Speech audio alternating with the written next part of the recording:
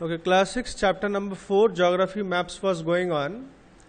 তো আমরা পড়ে নিয়েছিলাম up to distance, cardinal points. Okay, we'll start from symbol today, symbols. It is the third important component of a map. তো আমরা দুটো কম্পোনেন্ট আমরা পড়েছিলাম যে একটা ম্যাপের মধ্যে তিনটে, there are three main components. Directions পড়েছি আমরা, তাই তো, cardinal directions, ordinal directions. তার আগে আমরা distance পড়েছি, distance মধ্যে স্কেল পড়েছি আমরা. Now we have symbols. It is not possible to draw on a map the actual shape and size of different features such as buildings, roads, bridges, trees, railway lines or a well. তা বলছে ম্যাপের মধ্যে একদম সত্যিকারে যে ছবিগুলো কোনো রোডে, রাস্তা, রেলওয়ে, বিল্ডিং, ছবিগুলো বানানো সম্ভব নেই, তো বড় বড় ছবি, তার জন্য ছোট ছোট চিহ্ন ইউজ করি। সিম্বলস মানে চিহ্ন। আর অনেকগুলো সিম্বলসগুলো কিন্তু দেখলে বুঝতে হবে যে হ্যাঁ এটা টেম্পল বা এটা চার্চ, এরকম বোঝা যায়। এখানে আমরা দেখবো অনেকগুলো সিম্বলস দেওয়া আছে। So they are shown by using certain letters, shades, colours, pictures and lines. সেই জন্য এই যে buildings, roads, bridge, trees, railway line, এগুলোকে আমরা কিছু অক্ষর দিয়ে দেখাই। যেমন আমরা নিচে দেখতে পাচ্ছি, দেখো পিও, পিটিও, পিএস দেখতে পাচ্ছ। পিও মানে পোস্ট অফিস, পিটিও হচ্ছে post and Telegraph office, PS মানে পুলিশ স্টেশন, রাইট। তারপরে কিছু আমরা শেডস মানে হালকা কালার করে দিই আমরা। যেমন এখানে দেখতে পাচ্ছ যেখানে একটু এখানে হালকা ব্লু ব্লু দেওয়া আছে মানে জল, তার মধ্যে রিভার কোনটা, ক্যানাল কোনটা, ট্যাঙ্ক কোনটা। প্রথমে যেটা দেওয়া আছে ওটা রিভার, তারপরে গোল যেটা দেখতে পাচ্ছি গোল ব্ল্যাক ডট, ওটা কি ওয়েল, কুয়ো। তো এই ধরনের জিনিসগুলো দিয়ে আমরা ওগুলোকে দেখাই। These symbols give a lot of information in a limited space. অল্প জায়গাতে কিন্তু আমরা অনেকটাই ইনফরমেশন আমরা পেতে পারি আর দিতে পারি। With the use of these symbols, maps can be drawn easily and are simple to read. তাই এই চিহ্ন সাহায্যে আমরা খুব সহজে ম্যাপস বানাতে পারি আর পড়তে বুঝতেও কিন্তু সুবিধা। Even if you don't know the language of an area and therefore cannot ask someone for directions, you can collect information from maps with the help of these symbols. তা ধরো কোনো একটা জায়গার ম্যাপ তোর কাছে আছে, এবার ওখানকার ভাষা তুই জানিস না, অন্য জায়গায় কোথায় গেছো তুমি, হয়তো কেরালা, তামিলনাড়ুতে গেছো, কিন্তু ওখানকার ম্যাপ আছে যে কোথায় মন্দির আছে, মসজিদ আছে, কোথায় নদী আছে, আছে। তো ম্যাপ দেখে তোরা বুঝতে হবে যে হ্যাঁ এখানে নদী আছে, এখানে পুকুর আছে, দিঘি আছে। Maps have a universal language that can be understood by all. তো ম্যাপে কি থাকে? ইউনিভার্সাল ল্যাঙ্গুয়েজ, মানে এমন ভাষা, কিসের ভাষা? এই চিহ্নর ভাষা, সেটা সবাই বুঝতে পারবে। That is called universal language, যেটা সবাই বুঝতে পারে। There is an international agreement regarding the use of this symbols. এবং এই যে চিহ্নগুলো ইউজ হবে তার জন্য গোটা বিশ্বে একটা এগ্রিমেন্ট করা আছে, কাগজ করা আছে। তার মানে কি, হ্যাঁ এই সিম্বলসগুলো সব জায়গায় এইভাবেই ইউজ হবে। এই নয় যে আমি এখানে হুঁয়োর জন্য ব্ল্যাক ডট দিচ্ছি, ওখানে গিয়ে গ্রিন ডট হয়ে যাবে, না, কোন জায়গায় এরম নয়, same. These are called conventional symbols. আর এই সিম্বলস কি বলি আমরা? কনভেনশনাল সিম্বলস বলি। Some of the conventional symbols are shown in figure 4.3। তো আমরা কিছু দেখলাম, আর দু একটা দেখে নিই। রেলওয়ে লাইন দেখতে পাচ্ছি আমরা। এবার রেলওয়ে লাইনে আলাদা আলাদা টাইপ আছে, কিন্তু প্রথমেই দেখো আছে ব্রড গেজ। ব্রড গেজ মানে বড় লাইন। তারপরে মিটার গেজ, ছোট লাইন যেগুলো আগে ছিল, আমাদের কাটোয়া বর্ধমানে ছোট লাইন ছিল, এখন তো বড় লাইন হয়ে গেছে, কেমন। তারপর রেলওয়ে স্টেশন দেখো RS লেখা আছে, তাই না। এভাবে রোডসে দেওয়া আছে মেটাল। মেটাল মানে পাকা রাস্তা, আর আনমেটাল মানে কাঁচা রাস্তা। কাঁচা রাস্তা দেখো ডট ডট ডট করে দেখানো আছে। So this by this symbols temples, mosque, church, এগুলো দেখতে পাচ্ছি আমরা।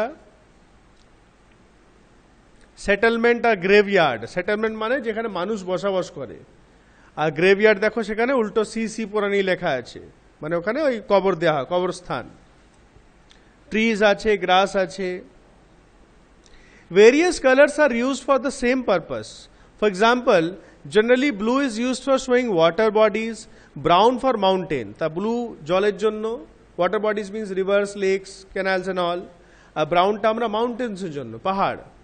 Yellow for plateau. প্ল্যাটু মানে উঁচু নিচে একটু জায়গা, মাটি, প্লেন জায়গা। And green is used for plains. আর গ্রিন আমরা প্লেন জায়গার জন্য ইউজ করি। এই যে পরে ম্যাপটা আরেকটা দেওয়া আছে দেখো 4.4-এ, তাই না। এটা একটা সিম্পল একটা ম্যাপ দেওয়া আছে, একটা ছোট এরিয়ার। Sundarpur village and it's surrounding area, Sundarpur গ্রামে এবং আশেপাশে এরিয়া দেওয়া আছে। সুন্দরপুর আছে, পাশে ডুমরি বলে একটা গ্রাম আছে, বসন্তপুর আছে, মাঝখানে যে রেক্ট্যাঙ্গেল বক্স বক্স দেখছো এটা মানে কি সেটেলমেন্ট, মানুষ বসবাস করে এখানে। হ্যাঁ, ট্রিজ আছে, স্কুল আছে, পুলিশ স্টেশন আছে, ওইদিকে চার্চ আছে, টেম্পল আছে। Next we have sketch.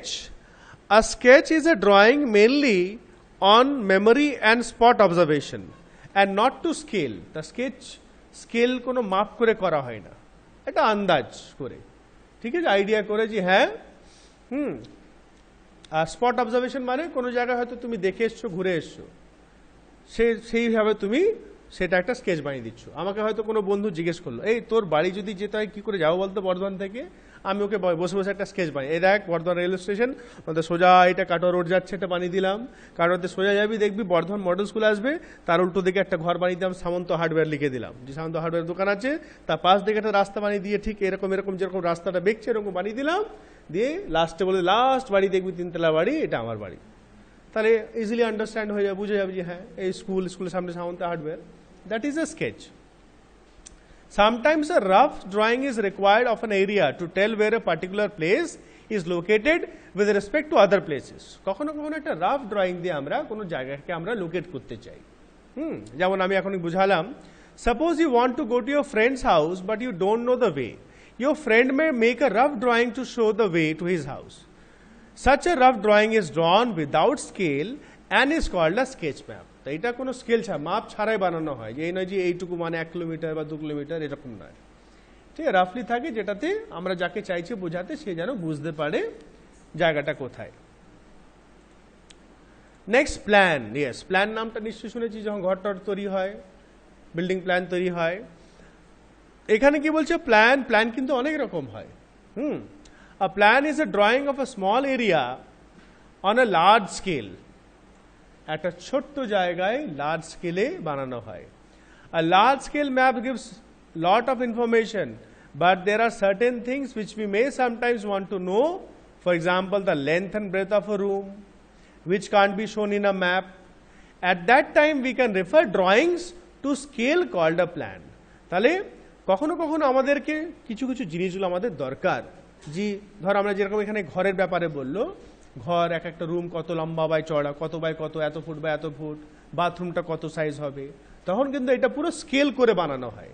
মানে ওখানে হয়তো ছোট করে হবে, প্ল্যানটা কাগজে ছোট করে হয়, আর বিল্ডিংটা বড় করে হচ্ছে, কিন্তু ওই অ্যাকচুয়াল মাপটাই কিন্তু তার মধ্যে হবে। 4 বাই 4 জানলা, ঠিক আছে, 3 বাই 2 জানলা, 6-7 বাথরুম, এরকম করে পুরো মাপ করে এটা হয়।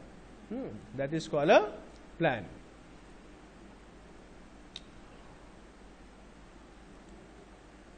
A compass is used to find the main direction. ঠিক আছে, scale is necessary for a map. So number A, map showing distribution of forest are thematic map. Number B, water bodies. Number C, to find the main direction. D হচ্ছে for a map. A scale is necessary for a map. ঠিক আছে, question আমি দিচ্ছি।